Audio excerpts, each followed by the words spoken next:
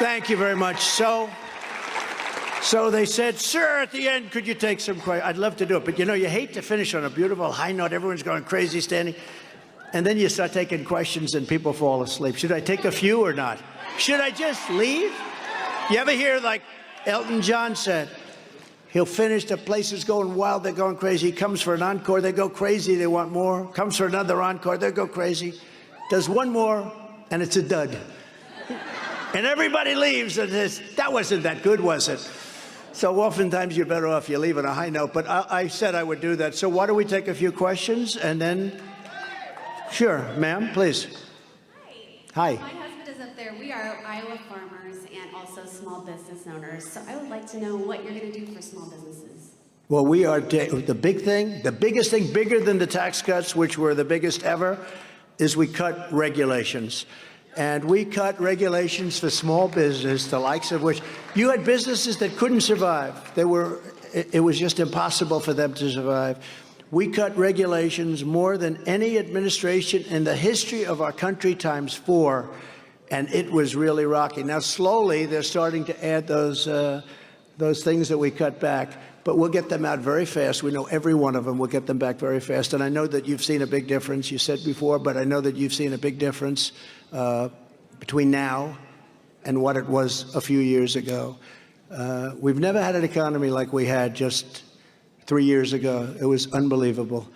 And frankly, this economy is not doing well, but the reason it's doing okay is it's running on the fumes of what we built. But those fumes are running out, and they're running out fast. And it's not going to be a pretty picture. Thank you very much. Great question. Question? Yeah, please. Somebody over there? Sure. Yes. I'd like to know how you can help us in Iowa save our farmland from the CO2 pipeline. Yeah. Well, you know we're working on that, and you know we had a plan to totally, it's such a ridiculous situation, isn't it? But we had a plan, and we would have instituted that plan, and it was all ready. But we will get it back. If we win, that's going to be taken care of. That will be one of the easy things we do. Question, please. Hello. President Trump, just back from Yuma, Arizona. Good. They love your wall. Yeah. One problem, it's not finished. Yeah. And the fentanyl is creeping into our country. What would you do? So I always said build a wall. They said don't build it. I had some problems, even with a couple of rhinos in the Republican Party, as you know. And I ended up saying, look, here's the story. I'm taking it from the military. And I said, because I view it as national defense. This is an invasion. And I built hundreds of miles of wall and had everything completed. When everything was completed, we noticed that people were pouring into other areas. So we were all set. The wall was bought. The wall was ready to be put up, would have been done in a period of 3 weeks. And that's when we realized these people actually believe in open borders. They refuse to put up the wall. You know that because Arizona was one of the places. But we will get that finished. But more importantly, we had great deals with Mexico, stay in Mexico. People weren't coming in. We had it, that last period of time between the wall, you know, I got 28,000 Mexican soldiers guarding our territory. I went to the president of Mexico. I said, you have to give us soldiers. They said, you have to be kidding. Why would we ever do that? I said, because you have people pouring through Mexico. You have to. And they said, we will not do that. And other things, stay in Mexico, they wouldn't agree. They wouldn't agree to any of this stuff. And he's a great guy, but he, you know, why would he? And he wouldn't. And they actually, their representatives laughed and smiled at me. They said, we will not do that. A woman in the State Department, she worked on Mexico for 25 years, and she was very good. But she said, they'll never approve that. We've been asking for that stuff for years. I said, I'll make you a bet. And she said, well, you're not going to win. We've been asking for this for years. And she was a serious person. And so I said to her, I'll tell you what, it's 100%. And the top person in Mexico outside of the president came in representing Mexico and the president. I said, here's what we need. I said, give me a list of my people and the Border Patrol and ICE. These people are incredible. Brandon Judd and Tom Homan, who's fantastic. They have such incredible people. I said, give me a list of the 10 things that you want from Mexico and the other states, but in this case, because it's on the southern border of Mexico. And they gave me a list of things that are not even possible to write down, let alone get. I presented it to the representative, top guy in Mexico, and he laughed. I said, why are you laughing? He said, because we could never do this. He said, you want us to give you 28,000 soldiers free of charge. 28,000 soldiers. Mr. President, you must be kidding. I said, no, I'm not kidding. People are pouring in through your country, and they're destroying our country, and you don't care about it, but I care about it. He said, here's the story. You're going to give it to us, right? No, I'm not. I said, yes, you are, and here's why you're going to.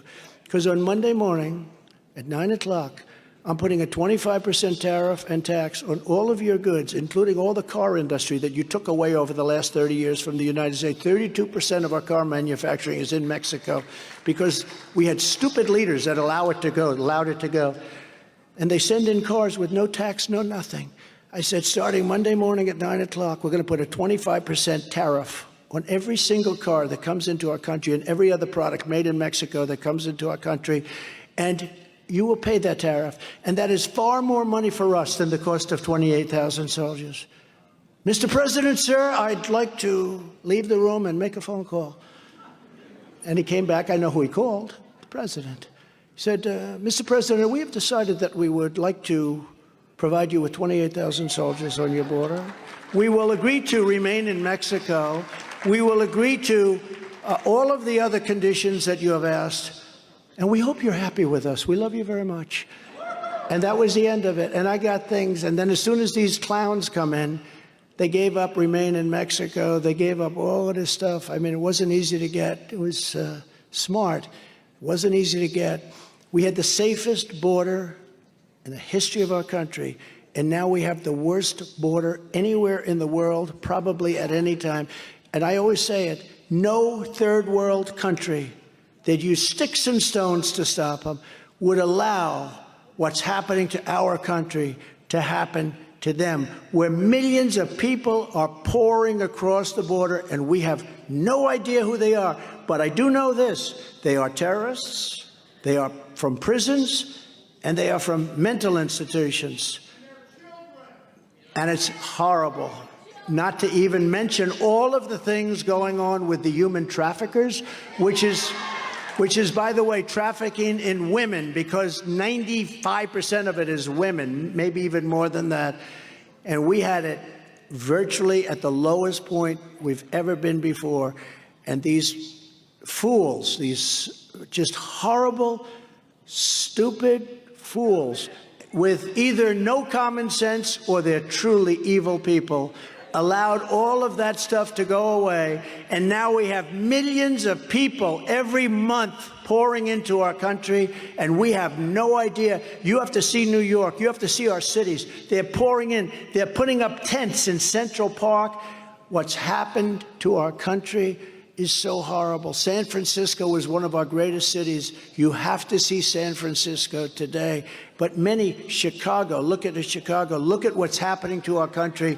These people are either very evil or it's the one thing that nobody can explain is why they do it. Why? Why do they do it?